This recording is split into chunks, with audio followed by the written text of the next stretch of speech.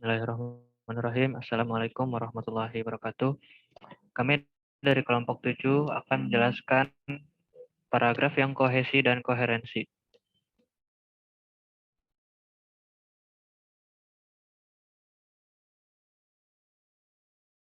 Kelompok 7 terdiri dari Sarah Fauziah, yang kedua ada Lukman Thohir, yang ketiga ada Suci Amalia, dan yang keempat ada Esa Kurniasi.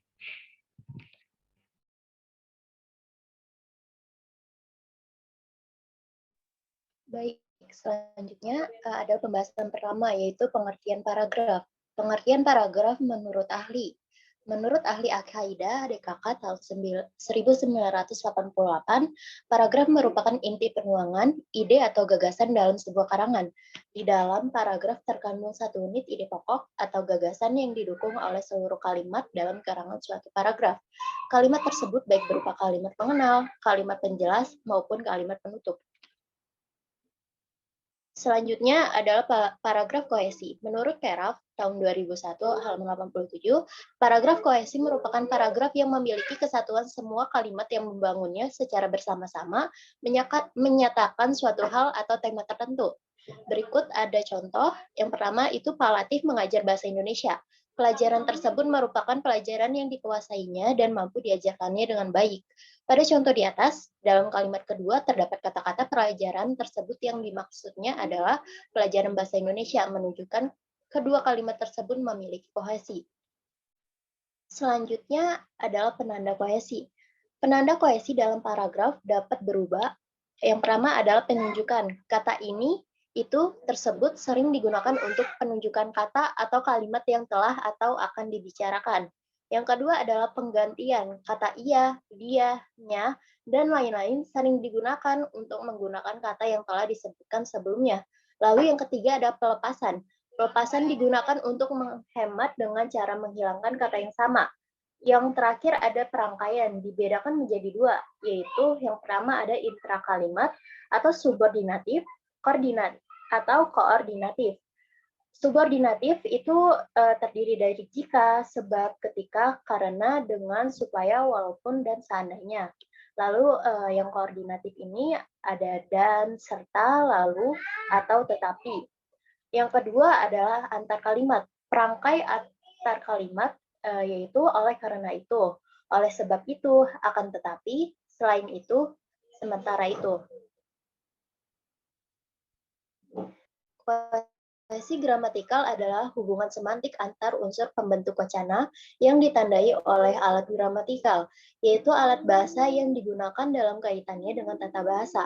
Kohesi gramatikal atau alat gramatikal dibagi menjadi beberapa bagian. Yang pertama ada referensi atau perujukan, lalu substitusi atau penggantian. Yang ketiga ada elipsis atau pelepasan, dan konjungsi penyambungan. Selanjutnya, referensi. Referensi ini merupakan bagian kohesi yang berkaitan dengan penggunaan kata untuk penunjukan kata atau satuan gramatikal lainnya. Referensi ini adalah sumber acuan, petunjuk, dan rujukan. Memiliki contoh yaitu Adan sangat mencintai Lia. Dia sangat mencintainya. Nah, kata dia di sini menunjukkan atau merujukan pada Adan, dan kata gantinya ini merujukan pada kata Lia.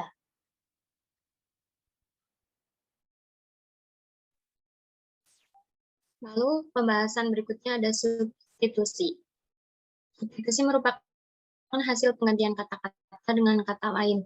Substitusi dapat berupa proverba, yaitu kata-kata yang digunakan untuk menunjukkan tindakan, keadaan, hal, atau isi bagian wacana yang sudah disebutkan sebelum atau sesudahnya.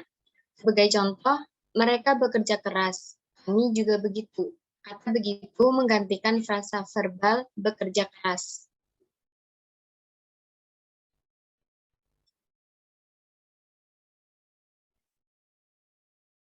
Kemudian berikutnya ada elipsis. Elipsis merupakan pelepasan kata atau satuan lingual tertentu yang telah disebutkan sebelumnya. Contohnya, siapa namamu?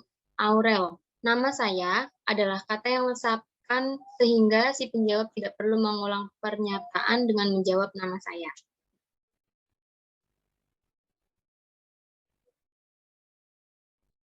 Lalu berikutnya ada konjungsi.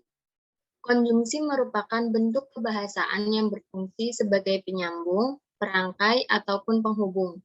Contoh kalimatnya ada ayah membaca koran dan ibu memasak di dapur. Antara kalimat pertama dengan kalimat kedua dihubungkan oleh konjungsi kata dan.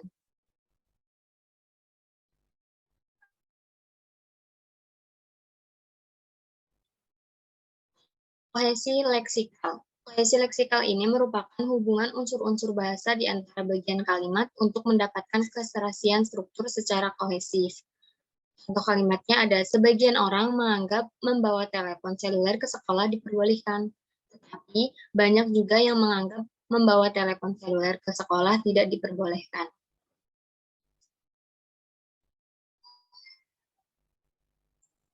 Sinonimi. Kata yang memiliki makna sama atau hampir sama dengan kata lain.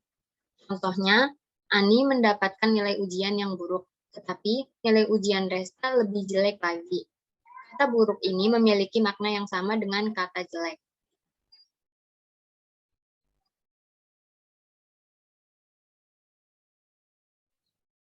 Kemudian ada antonimi. Dijelaskan oleh terminologi tradisional, antonimi merupakan kata-kata yang maknanya berlawanan.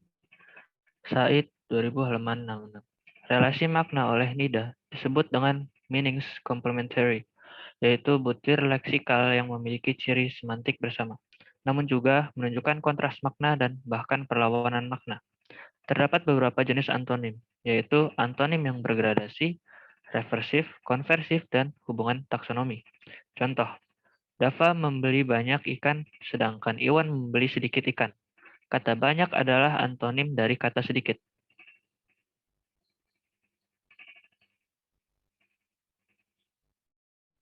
Kemudian hiponimi. Hiponimi merupakan relasi kata berdasarkan hubungan makna umum dan makna khusus, sehingga kata yang satu mencakupi atau membawa kata yang lain. Kata yang lebih umum atau atasan disebut superordinat, dan kata yang bermakna khusus atau bawahan disebut hiponim. Contoh, bunga, mawar, melati, anggrek, dan bougainville. Kata yang lebih umum atau yang menjadi superordinat adalah bunga, sedangkan kata yang bermakna khusus atau yang menjadi hiponim adalah mawar, melati, anggrek, dan bougainville.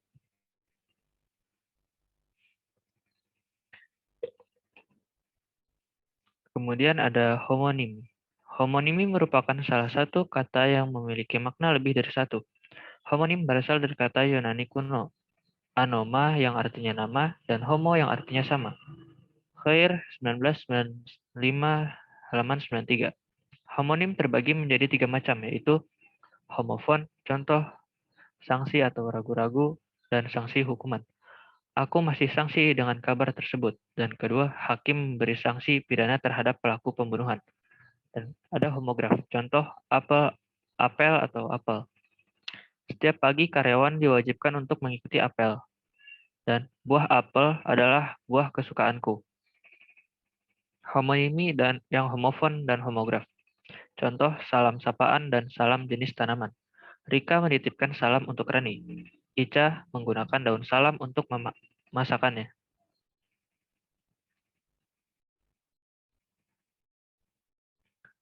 Kemudian polisemi. Polisemi adalah pemakaian bentuk bahasa seperti kata, frasa, dan sebagainya dengan makna yang berbeda-beda. Suwandi 2018 halaman 112 sampai 113. Bisa dikatakan bahwa polisemi adalah bentuk tutur kata manusia yang mengandung makna lebih dari satu. Penggunaan polisemi dapat diketahui dengan memperhatikan konteksnya. Disebutkan oleh Ullman 2007 halaman 202, terdapat 5 sumber polisemi, yaitu pergeseran penggunaan, spesialisasi dalam lingkungan sosial, bahasa figuratif, homonim-homonim yang diinterpretasikan kembali, dan pengaruh bahasa asing. Contoh, anak. Aku berteman baik dengan anak Presiden Republik Indonesia. Dan kedua, aku pernah terjatuh dari anak tangga yang paling atas karena ketidakhatian.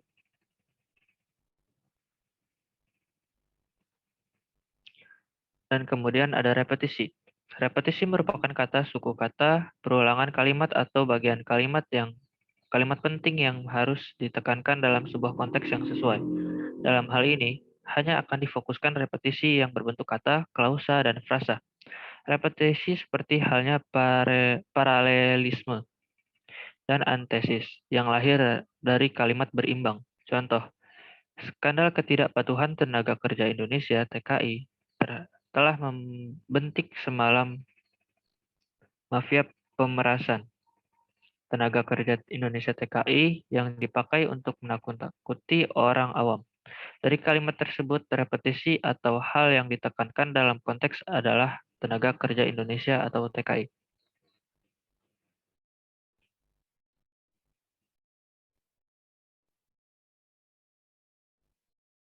Lanjut ke bagian dari kohesi leksikal yang ketujuh, ada kolokasi. Kolokasi merupakan penggunaan kata yang berdekatan atau berhubungan, biasanya berada pada lingkungan yang sama sehingga membentuk persatuan. Contoh dari kolokasi yaitu, ibu tidak hanya membeli kulkas saja, tetapi juga membeli televisi, kipas angin, dan mesin cuci. Maksud dari contoh itu adalah, kulkas, televisi, kipas angin, dan mesin cuci berada pada lingkungan yang sama atau berdekatan. Jadi, keempatnya ini merupakan barang elektronik. Yang kedelapan ada ekuivalensi. Ekuivalensi merupakan penggunaan kata yang memiliki hubungan dengan kata yang lain atau adanya kesepadanan kata. Contoh dari ekuivalensi adalah guru di SMA Neo mengajarkan muridnya tentang kedisiplinan. Maksud dari contoh itu, kata guru identik dengan mengajar, dan guru tidak hanya mengajarkan ilmu pengetahuan saja kepada muridnya, tetapi juga mengajarkan kedisiplinan.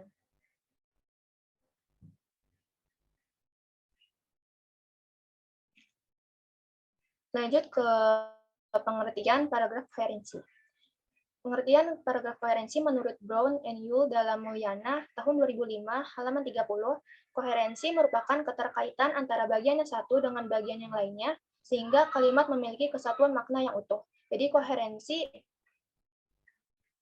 merupakan cara mengungkapkan ide gagasan yang berhubungan satu sama lain sehingga dapat dengan mudah dipahami oleh pembaca.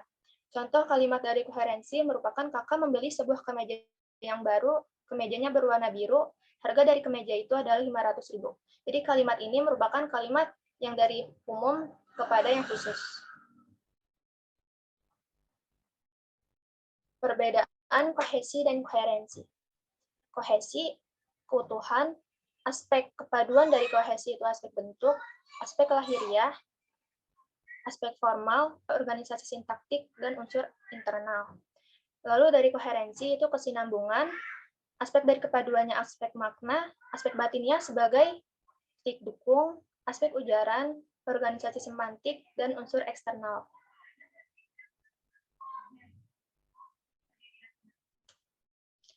Jadi kesimpulan dari paragraf yang kohesi dan koherensi adalah kohesi dan koherensi dalam sebuah paragraf harus diperhatikan agar menghasilkan sebuah teks yang utuh, karena adanya kohesi dan koherensi menjadikan sebuah paragraf menjadi baik dan pembaca dapat menangkap makna dari teks yang dibuat. Jadi dalam paragraf hendaknya diperlihatkan hanya memiliki satu gagasan utama atau kalimat utama dan hendaknya memperlihatkan hubungan antar kalimat yang mendukung dengan kalimat utama.